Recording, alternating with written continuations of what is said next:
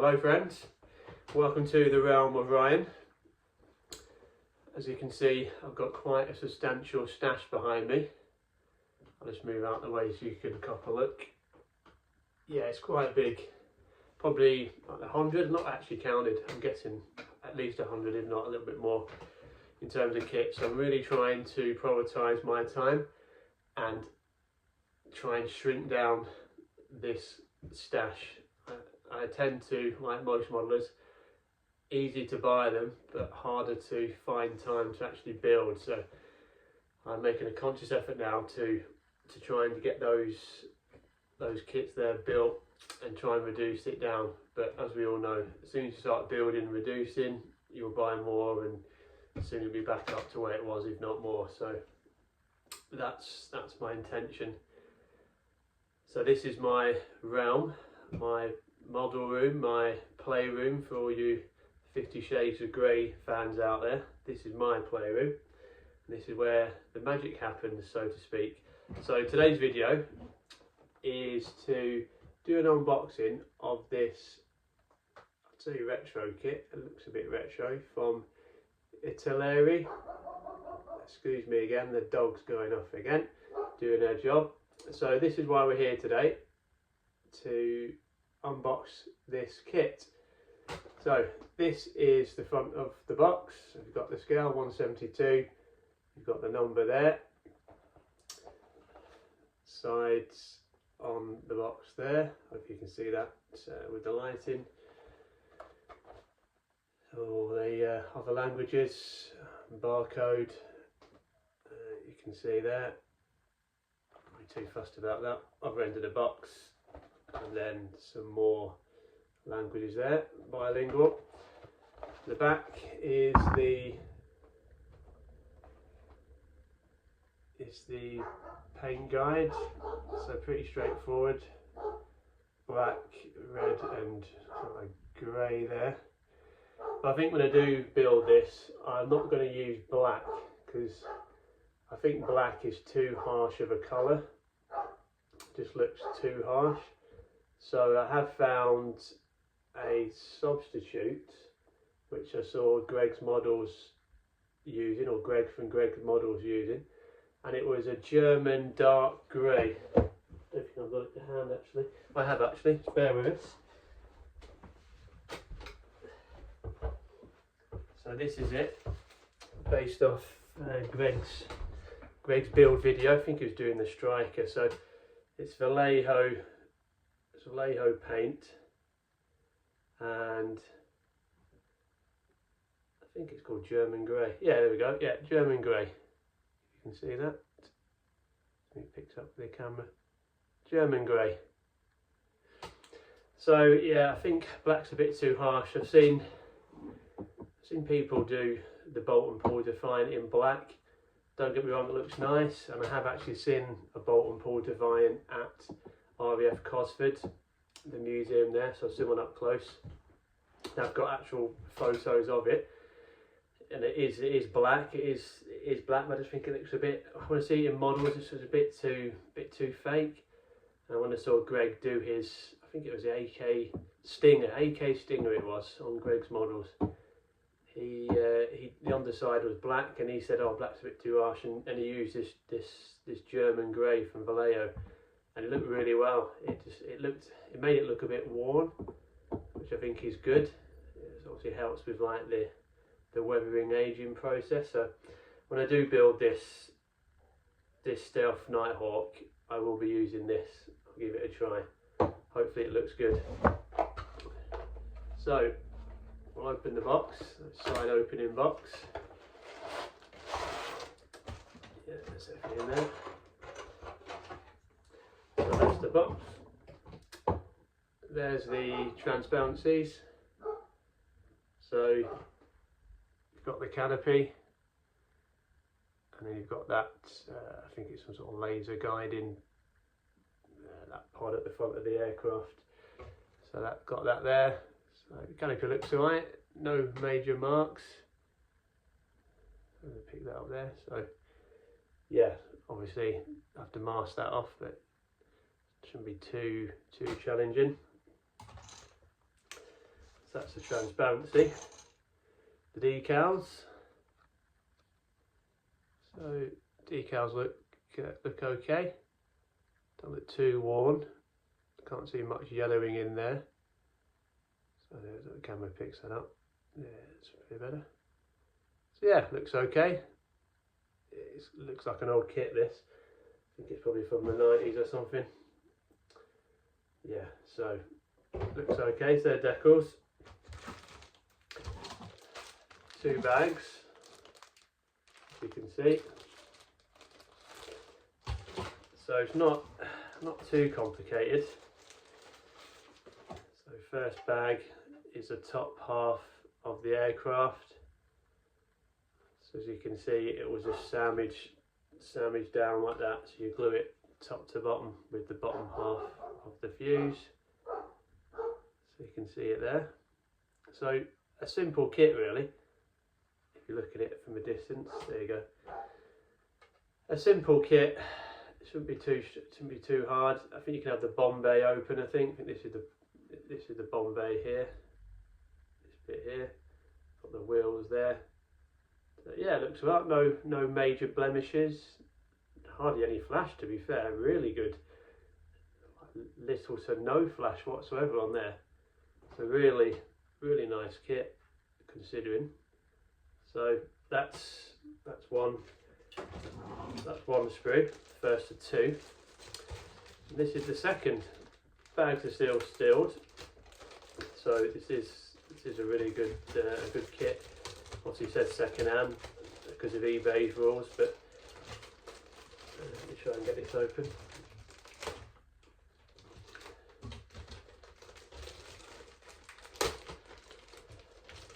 So we like straightforward kits, so this might help me reduce my stats, as I touched on at the start of the show. Let me get this up a bit tight, this bag. Yeah, so everything. So second sprue. So that's the outside of it. So as I said, I've got the bomb bay there. Nice bit of detail inside there, if you can see that. So I'll try and pick that out with some, I think it's white the inside, so pick it out with a wash. I've got Tamiya's panel line Ascent, I think it is. So I've not used that ever, so I will use it with this, give it a try. But again, little to no flash, looks really good. So we've got the bombs here, probably a paveway there. Bombs that go inside, undercarriage, ejection seat. Yeah, got some nice detail on there. You pick that up with the camera. Got seat belts on there, I think. So not too bad. More undercarriage, and then the gear, but the undercarriage doors. So pick that out there. So yeah, it should be a straightforward kit really to actually assemble, and then painting should be quite good because it's all one colour. But I think when I do paint it, as I said, I'll be using that German grey, and then I'll be getting, as I touched on before, I have got the Tamiya panel line Ascent black, so I'll be using that against the white in here. But then also you can get like a grey panel Ascent, like grey or light grey. So I might be tempted to get those and then use that to try and sort of pick out some detail, if I can, on the actual main body of the aircraft. Try and give it a bit of interest. So that's what I'll be trying to do. Try some new methods. Bear in mind I've only actually built one kit, the Jet Provis, so a bit of try and error there, but that's the point of model making. Each model, as we know, you've got to try and do something a bit different and learn and evolve as a modeler. So instruction book, pretty retro, black and white. So yeah, you've got the usual gulp, different language about overview of the aircraft. That's a bit of bedtime reading for people there. Got the usual safety stuff there, and then you've got your paint call outs, the usual sort of basic tips of how to build an aircraft in there as well, as you can see. And then get into the build. So step one, start with the cockpit. This is pretty straightforward enough. Sorry, just above there you've got the sprues, obviously. Tells you the sprue information on there, you can see that. Obviously I'll just give you an overview of those sprues so you know what they are. Building the cockpit, and then that's obviously a little bit of work there, but it shouldn't be too complicated. And as I said on earlier, quite simple. Step two, put the cockpit tub into the top half of the fuse, and then you glue them together. So really basic, then put the fins on. So really straightforward. I think there was either this or I think it was a Revell kit to do, but I just went with this one. Got a good price on eBay. So next one, step 4, which is the bombs and the bomb bay. I'm sure that big one's a paveway. Sure it is. I'm sure somebody can let me know if I'm talking nonsense. So that goes in the bomb bay. So that's good that the bomb bay can be open, give it a bit of interest. And then the detail underneath. What is that? Let me see. Oh, right, it's the bomb bay. Yes, you've got to do a bit of. The bomb bay comes in one piece, so you do have to cut that in half to have it open. Should be straightforward with a ruler and my trusty scalpel. And then you go on to the back, which is the final assembly of the bomb bay, the open bomb bay that you'll cut open. And then the landing gear assembly and tyres, all quite straightforward. And then you've got the canopy, open or close, which is good. Gives you that choice. No pilot because it's a Italeri.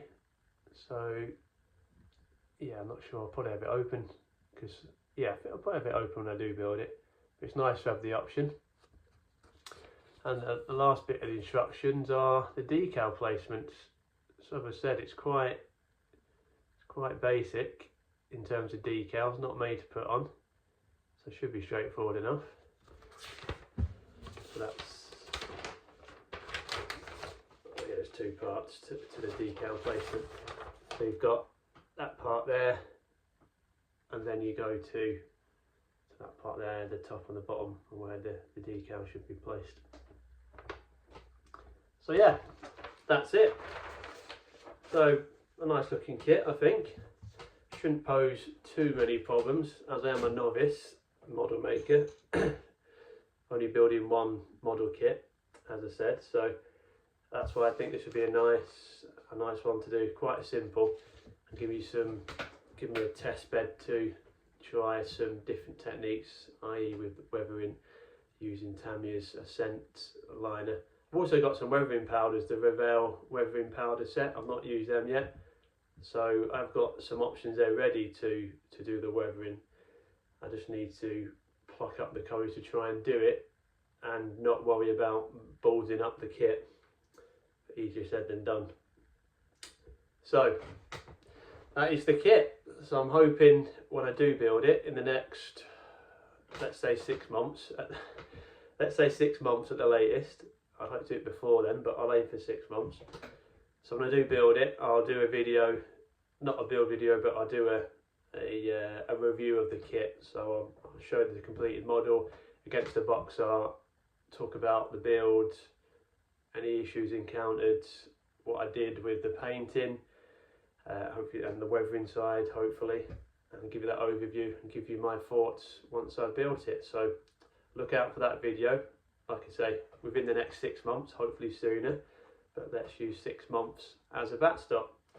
So thanks for watching. Hopefully I'll see you again soon. Happy modelling and stay safe out there.